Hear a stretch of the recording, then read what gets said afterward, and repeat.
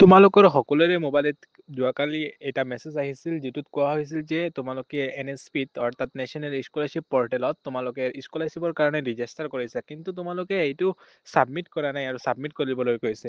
এইটো সেইকাৰণে অহা নাই যে তোমালোকৰ কোনোবা ভাবি আছে যে ৰিজেক্ট হৈ গৈছে বা বেলেগ কিবা কাৰণত আহিছে, কিবা ডকুমেণ্ট ছাবমিশ্যন কৰিব লাগে নেকি, এনেকুৱা বহুতো কুৱেশ্যনৰ মনত উদয় হৈ আছে বহুতৰে।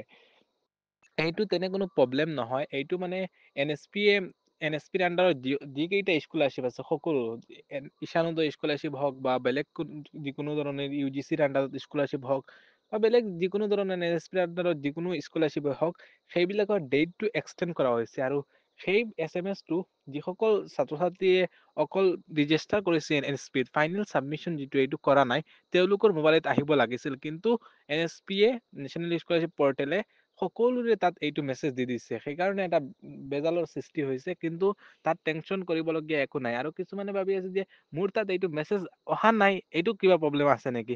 তোমালোকৰ তাত মেছেজ অহা নাই, তাততো আৰু কোনো প্ৰব্লেমৰ মানে কোনো কুৱেশ্যনে নুঠে।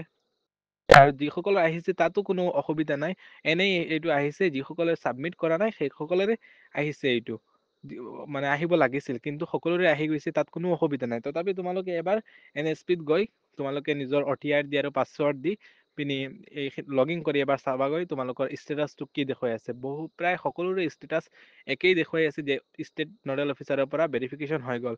তোমালোকৰ ষ্টেট নডেল অফিচাৰৰ পৰা যদি ভেৰিফিকেশ্যন হৈ যায়, তেতিয়াহ'লে এতিয়া মেৰিট লিষ্টটো ওলাব। মেৰিট লিষ্ট এতিয়া নোলায়, জুন বা জুলাইত মাহত মেৰিট লিষ্টটো ওলাব। মেৰিট লিষ্ট ওলোৱাৰ পাৰ্চেণ্টেজৰ ওপৰত বেছ কৰি মেৰিট লিষ্টটো ওলাব। তাৰপিছত মেৰিট লিষ্ট যেতিয়া ওলাই যাব, তাৰ এমাহ পিছত PFMS-ত যাব। PFMS-ত যোৱাৰ লগে লগে এসপ্তাহৰ ভিতৰত তোমালোকৰ একাউণ্টত পইচাখিনি আহি যাব। গতিকে ভিডিঅ'টো ইমানেই আছিল, ধন্যবাদ।